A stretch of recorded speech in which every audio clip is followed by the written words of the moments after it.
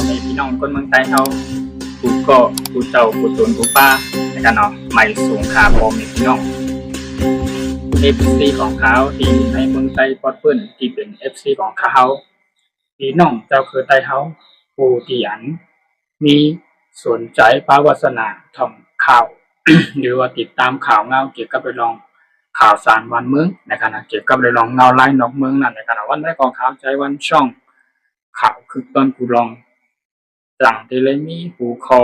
คิดอ่อนพอตอนหนึ่งตีมาโต้ไต่แค่ละนี้เปลี่ยนเป็นภาษาความใจความลับไต่เท่านั้นนะครับเมื่อได้กองแมนมาในวันที่4นะครับเดือนที่7/2026นั่นนะครับ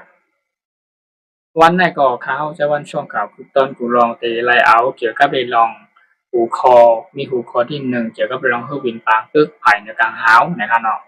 หูคอที่2ก็เกี่ยวกับเรื่องเฮอร์วินแท่งเหมือนกันที่อันตั้งเมืองราชาเตรียมตัวมันก็เตรียมเปิดตาดีส่งปันตั้งเมืองอิหร่านในขณะอิหร่านก็เลยว่ามีการใครซื้อตกย้อนเกี่ยวกับเรื่องเฮอร์วินภายตึกในกลางหาวในที่มันลงแรงเฮอร์วินในภายตึกในกลางหาวในเข้มหนานะครับแล้วก็มีแทงข้อที่2ก็เป็นเฮอร์วินเหมือนกันเนี่ยนะครับที่มาลัดโดยลองชื่อมันว่าเฮอร์วินอันตึกภายในกลางหาวตอนดาเมืองราชาและอันผู้นำทั้งอิหร่านหรือว่ากองทัพทั้งอิหร่านเนี่ยรายมีความสนใจตัวดัดีซื้อหรือเข้ามาใจภายในนาซึหรือว่าภายในเมืองอิหร่านนั่นตัวจะได้มาที่กลางยืดแบบภูเข็มอันที่เข้ามาโหลดทุกเมืองอิหร่านนั่นนะครับคือวินทึกภายในกลางหาวทั้งราชาได้อยู่ห้องว่าซู35นะครับซู35ได้เป็นของราชานะครับราชาหลายเฮ็ดไว้นะครับราชาเลยมีการมาบอกลานั่นก็อ้วนว่าภายในตั้งนาเฮ็ดคือวินภายตึก1ของเฮาซู35ได้30ลำนะครับให้เย้ายาภายในปีไหนนะครับแล้วก็พร้อมมีปลาตั้ง R77 นะครับและ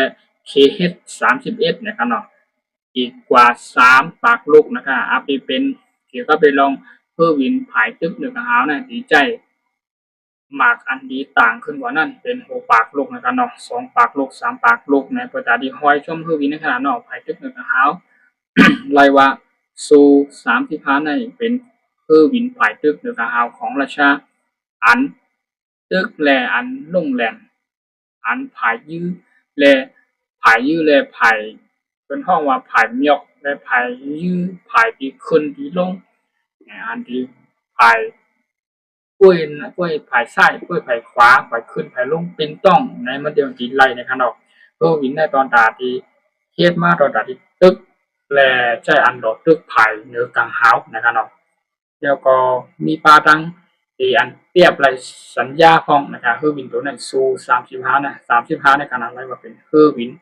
ของเมืองราชามนั่นก็ที่มีผู้นำประธานาธิบดีคุณปูตินนะครับพี่น้องคนไทยบ้านเฮามีข่าวนะครับได้ว่าราชาน่ะเป็นเมืองอันใหญ่ขึ้นต้นอันดับ2รองมาอเมริกันก็ไล่นะครับว่ามันเป็นเมืองที่อันมีขีปนาวุธและอันเฮ็ดเฮอร์วินนะครับภายตึก1ของเฮาในไรว่าย่อมภายคณะเฮอร์วินภายตึก1ของเฮาในห้องว่าซู35นะครับตา30ลำที่เฮ็ดให้เย้าภายในปีนี้ก็ที่ส่งปันในที่ตั้งอิหร่านผู้นำอิหร่านนั่นมันก็กองทัพเป็นแห่งอิหร่านนั่นย้อนตั้งใจเตรียมเอาที่ย้อนเสื้อผู้ตัดเดียวกับใจในนาซึกนะครับนาซึกนาที่เปิดจู้ภายเด้มฮู้ค่ะเปิดจู้คามาพูดได้เปิดจู้ได้นำปัดนึงได้อิสราเอลค่ะนำปัด2มากกว่าได้มีอเมริกันเฮาก็จังว่าไรค่ะเพราะว่าภายในอิหร่านนั่นก็มีผู้เข้มหลายฮุกหลายตั้งเหมือนกันแหมกำในก็ในสิแลภายทั้งอิหร่านเนี่ยถึงได้มีใครซื้อเอาเนี่ยมีความใครละถึงจู้ถึงด้าภายทั้งกองทัพเองแห่งราชาที่อันมีเฮอร์วินภายตึก1ของเฮาในอันลงแหลมนะครับซู35ในชื่อมันกันอันนั้นก็รายว่าเป็นที่อิหร่านมุมมองเปิดดาที่เอามาใจภายในเอียนแห่งของตึกกองทัพมื้อนั้นนั่นนะครับรายว่าเป็นเฮอร์วินที่อันลงแหลมในภายตึก1ของเฮาในเข้มนะครับซู35นะครับ ที่ย้อนซื้อเอาตาใน30 ลำนะครับเนาะภายทางอิหร่านได้ขย้อนซื้อเอาหมกนายราชาก็มีตั้งข้อตกลงปรงใจที่ปันอยู่เย้าก็เปิดว่าทางอิหร่านก็เลยว่าเป็นอุ้ยหลีของเมืองราชานะครับเนาะช่วยกันนะครับเนาะมาแทงตัวหนึ่งเป็นซู57นะครับเนาะซู57แน่เป็นเฮอร์วินอันลงแหลนภายตึกและภายยื้อโดยกลางเฮาในคณะไว้ยื้อไว้ขวานเลียดอันเนาะเฮอร์วินตัวในคณะภายตึกโดยกลางเฮาและอู้เปิงอะไรดังโดยกลางเฮาเนี่ยว่าเป็นเฮอร์วินภายดังไหลมากก็ยังพวกเป็นเฮอร์วินภูเข็มแน่ภายในลายเฮงลายเฮง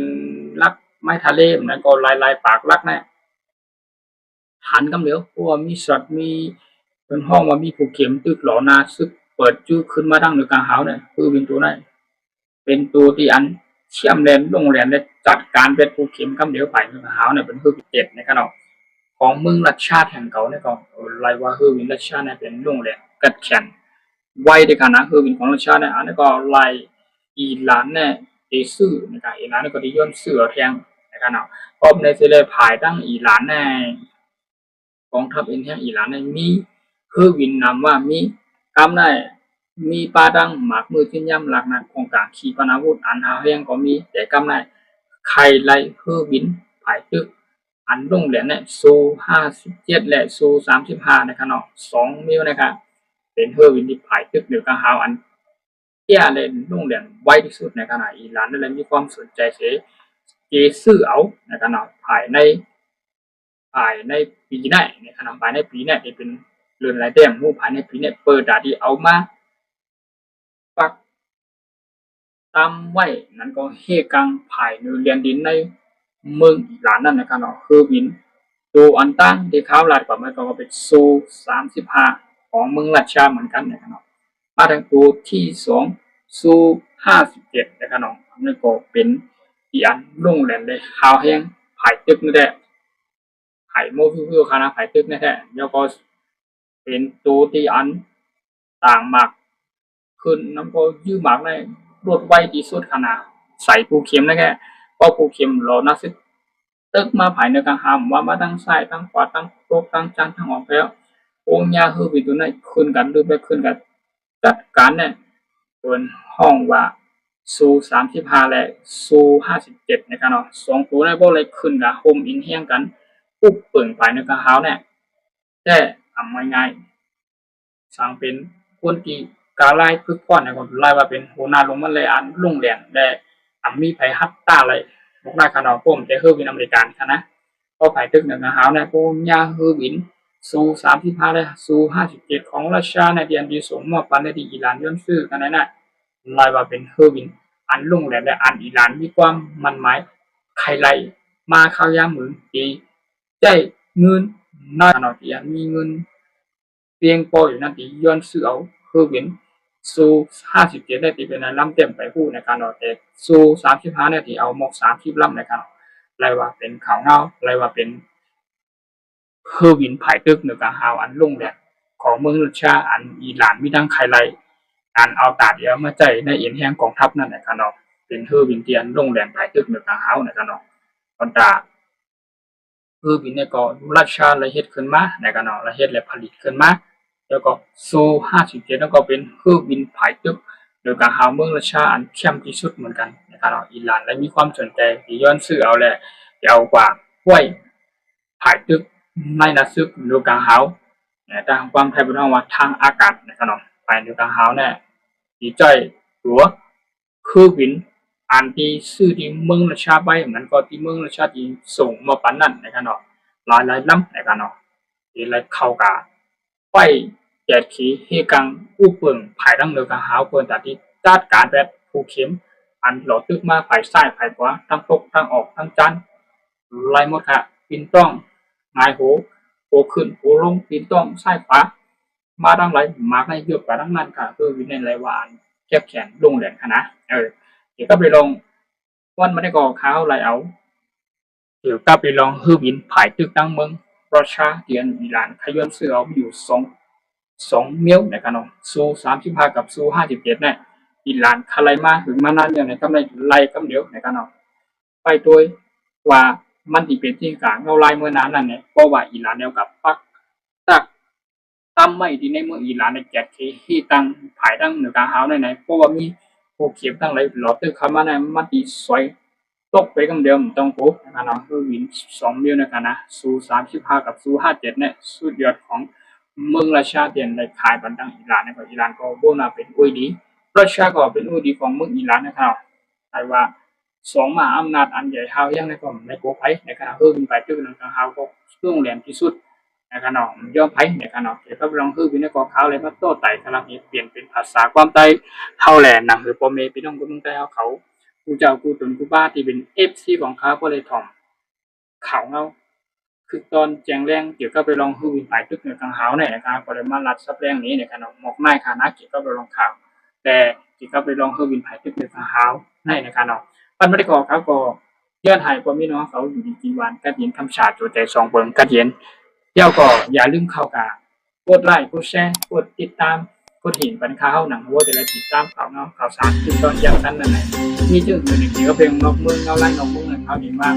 อัปเดตตรงวันใหม่ๆนะครับยินดียินจมขอบใจเย็นนะครับสำหรับการแข่งขันช่องครับตอนกูร้องมันอันดับใหม่เพราะว่ายินจมคนเดียนะครับผมต้องแต่ผู้กองจะผู้กองกับใหม่